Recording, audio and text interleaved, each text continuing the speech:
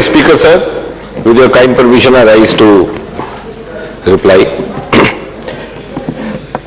The discussion started from Professor Sugata Roy, and he gave a very elaborate presentation, and very rightly beginning with a tribute to late Homi Baba. And rightly so, lot of much which is being witnessed in the form of achievements in the nuclear program of India today is owed to the vision and also the original aptitude of Dr. Homi Baba. Sometimes it also makes me wonder how daring it would have been for him or his colleagues to have envisaged a nuclear program. As Professor Sugata was saying, Hiroshima had just happened, and when he was talking that, it occurred to me that when Homi Baba set out to establish the Bhabha Atomic Center, Hiroshima had just happened about 7 or 8 years ago in 1955. And the BARC was set up in 55, Hiroshima happened in 45, and therefore 10 years. Yes, I am coming to that. And therefore, and not only that, he also had the courage to say, because there was a lot of prejudice against any nuclear program being initiated anywhere in the world at that time, and Homi Baba had the courage to say that he was going to set out a nuclear program for peaceful purposes. And I am glad today that in this year, this happens to be the Diamond Jubilee year of the establishment of the Bhabha Atomic Research Center, and the 60th year, we have adequately vindicated Homi Baba's commitment to the nation of having achieved a nuclear program which has been essentially dedicated to peaceful purposes. Professor Sugata was also referring to the other prime ministers, Jawaharlal Nehru, and he thought I would shirk away by naming him. Certainly, 2015 would not have happened if 1955 had not happened. And therefore, this is an ongoing process over the last 60 years, but I think this is a matter of great satisfaction that the nuclear program has progressively been on the ascent, and we have, to a large extent, succeeded in achieving the goals that we set out for ourselves. Now, as was rightly mentioned by Sugata, this NPCIL was set up in 1962, and that was also the year when the Atomic Energy Act was enacted. But you would appreciate that over the last few years, there has been a very fast-paced development in the nuclear program. And you would allow me to say that in the last 17-18 months, under the leadership of the present Prime Minister, Shri Jitendra ji, there have been a number of agreements and MOUs with a number of countries. In fact, whichever country he has visited abroad, he has always come back with something related to nuclear energy, so much so that even day before yesterday, on the 12th, when the Japanese Prime Minister was here, there was an MOU signed in atomic energy. Having said that, you would also realize that to keep pace with this fast track, we need to have certain modifications which would facilitate the desire to move faster, and as you rightly said, move in the direction of India becoming a world power in every sphere, including the production of the nuclear energy. And also because in the years to come, we hope to and we plan to use nuclear energy as one of the major sources of electricity, and not only as nuclear power but also as nuclear energy. You refer to thorium, and I would just, you would be reassured to say that yes, India is the major storehouse of thorium today, in fact of the world's biggest storehouse, and I would also agree with you that we still need to exploit the fullest potential of thorium in India, but we are certainly moving in that direction, and the thorium program third stage will progress on the basis of the second stage, which we are into it. And I'm sure very soon we would be into an era of fast breeders using thorium, and when that happens, as you rightly mentioned, we would be on the top of the world.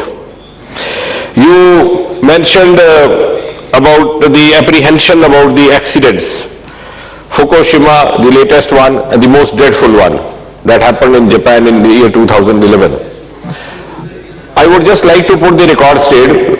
Fukushima was of course very dreadful, but there were certain inherent defects in that plant when it happened. It was at the first place wrongly located in the seismic zone, and when the earthquake took place, there was a huge inflow of water into the plant, and this water choked everything else, even the outlets, and that consequently led to disaster. But we in India, under the leadership of eminent scientists Homi Bhabha, Satish Dhawan and his successors up to this date, have had some of the best scientific teams and who have taken care of this part also. Most of our plants are located or set up after taking care of all these possible risk factors. And also, the seismic zone close to India is located in Indonesia, which is more than about 300 kilometers away. So we do not actually suffer that kind of risk magnitude. About the Civil Nuclear Liability Damage Act of 2010 was mentioned by Professor Sruvato. Yes, the act was accomplished, but let me use this opportunity to share with the August House that there are 3 or 4 major points which would sum up all the concerns as far as this act is concerned. A, that there is absolutely no compromise on the priority given to the victim. So the victim's interest is not compromised by any chance. B, the liability of the operator to the supplier, that has been kept intact so that the operator can also claim. C, we have now instituted a national nuclear pool which was coming in the way of compensation. So that has the maximum liability payable is about 26,000 crore or so, 2,600 crore or so. The NPCIL has a limit of about 1,100. The remaining amount is put by the government. And if you go beyond that, then since we are also the member of the Civil Nuclear Commission, the international body, we can also claim that. And there is also a timeline left. You can claim property damages up to 10 years, personal injury damages up to 20 years. So what I'm trying to say, sir, is that that part is being adequately taken care of, and at the same time I do admit and appreciate your concern is well taken. The disposal of spent fuel was referred to you, of course, is a major concern, but in the area of atomic energy, that is something which is done in a very scientific way. It is a kind of it's a great ceremony doing it. You have to store it under the ground for several years, sometimes even after 100 years it comes out. So it is not so simplistic that you simply throw it into the sea and you allow the fish and the fishermen to bear the damage of it. There is a proper scientific methodology of dealing with the spent fuel. Prahlad Patel जी ने इसका bill का समर्थन भी किया और एक दो बातें जो बिंदु जो उन्होंने ध्यान में लाए कि since now, as I said, in order to meet this expansion, we are now entering into a phase of joint ventures in atomic energy, which was earlier confined only to the NPCI or the Bhavani, which were the atomic energy units. तो उन्होंने एक बात की और ध्यान दिया कि शायद इससे ये भी होगा कि उदाहरण के तौर पर तमिलनाडु का कोई कॉरपोरेशन है, कल को ये भी संभावना बन सकती है कि वो भी उसमें आ सकता है. और जिस प्रकार AID के हमारे आदरणीय सदस्यों ने कहा कि the manner in which Amma is taking keen interest in the nuclear program and also in Tamil Nadu establishments, tomorrow this will pave the way of a participation even by the public sector units over there. साथ ही साथ प्रहलाद जी ने directors की selection की बात की कि वो जो भी इस तरह का होगा, certainly that is a procedure which is followed in letter and spirit and there is no compromise. The other properties of the nuclear energy like medicine, therapeutic have been referred. Raj ji का कहना था कि उसकी ओर भी पर्याप्त ध्यान दिया जाना चाहिए। मैं उनको आश्वस्त करता हूं ऐसा होता है। ऐसा नहीं है कि हम केवल इसको न्यूक्लियर प्लांट्स के लिए ही उपयोग में लाया जा रहा है। आज भी भाभा एटॉमिक सेंटर में मेडिसिन, न्यूक्लियर साइंस को लेकर के शोध करने वाले, पीएचडी करने वाले अनेकों छात्र हैं। We have in place a proper PhD degrees also, proper research courses also. In fact, many years ago, when this has just started, I myself had used the isotopes procured from Bharatiya Atomic Center somewhere in the 80s. I used to tag red blood cells and find out the life of red blood cells in different diseases. So that was chromium, and it was lifted from the airport with a big fanfare because everybody ran out of the airport thinking that they would get exposed. So I'm coming to that. That is the hazard fear which is there. It is not the hazard, it is the hazard fear which is actually to be taken care of through awareness programs and other programs. Yes. That iodine, no, Dada, aisa hai, that is done only where actually thyroid develops. Yes, you are right. That is one of the, I appreciate his versatile knowledge. That is one of the treatments for thyroid, but that is only when you have actually developed on account of radiation. Anyway, Mr. Satpathy referred to very interesting political observation that when this side was opposing, sometimes this side was not happy, and then they were asking, so when the sides change, there is a volte-face. But I think our Honorable Satpathy ji has the advantage of sitting in the middle. So he has no problem. So he was saying that there are some volte-faces he's been witnessing. So he, from a position of advantage, he can give us good advice. About the RTI Pact, I wish to just bring a small fact to your notice. Although, by and large, the atomic energy programs are kept out of the purview of RTI reasons, for reasons known to all of us, for security reasons and other reasons. But even then, the NPCIL is under the purview of RTI. The Nuclear Power Corporation of India Limited, the most important unit under the purview of atomic energy, is covered by RTI, and in fact all the data is also put on the website. You rightly expressed apprehensions of Atomic Energy Regulatory Board being dependent on the Commission and therefore its authority likely to get undermined. I would just beg to differ, because the fact that Atomic Energy Regulatory Board has been given full autonomy. It's an autonomous board. Now, for reasons of salary and other things, it has to be linked to somebody, so it has been linked to the government, so that's for obvious reasons. All the autonomous units in the country have to draw their salary from some exchequer, which that necessarily does not mean that they are subjugated to the government whims and fancies. As far as the risk of accident is concerned, yes, a reactor is designed after full technical and cost viability tests, and as far as the risk or the hazard, I think it's more of the apprehension of the hazard which we need to correct through public awareness program rather than the hazard per se. And if it was actually hazardous, you would agree with me that over the last 60 years, not a single scientist has been affected by the atomic or a nuclear radiation. Those of them who have spent most of their lifetimes inside the Bharatiya Atomic Center. And I in fact was checking the data. There have been hardly about 20 or so unnatural deaths. So most of these deaths have happened because of accidents, suicides, poisoning, etc., but none of them because of the nuclear radiation.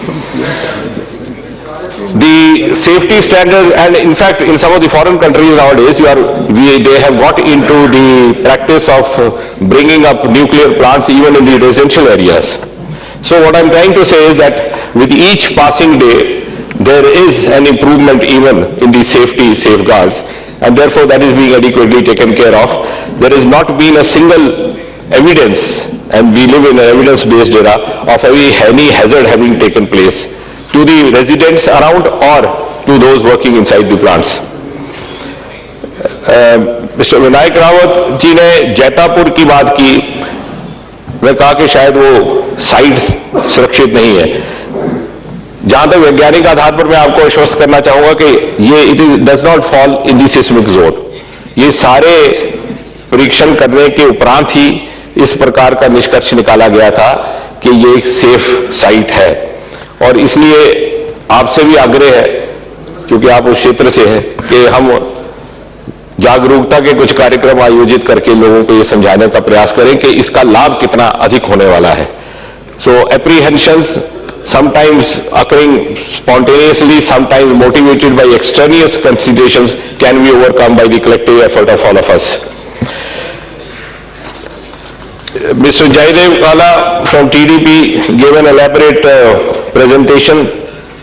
He yes, he said the NALCO's proposal had come. Certainly, sir, one of the reasons which has inspired us to go in for this joint venture initiative is that we had actually offers for some of the public sector units and some of the government companies, including the NALCO, including the Indian Oil Corporation, which wanted to enter into joint venture with Nuclear Power Corporation of India Limited, but the Atomic Energy Act of 1962 came in the way, and therefore we have brought in this amendment. As far as the entry of the private sector is concerned, that is not yet been granted, and for the reasons known to all of us. And yes, sir, I'll just take 5-10 minutes.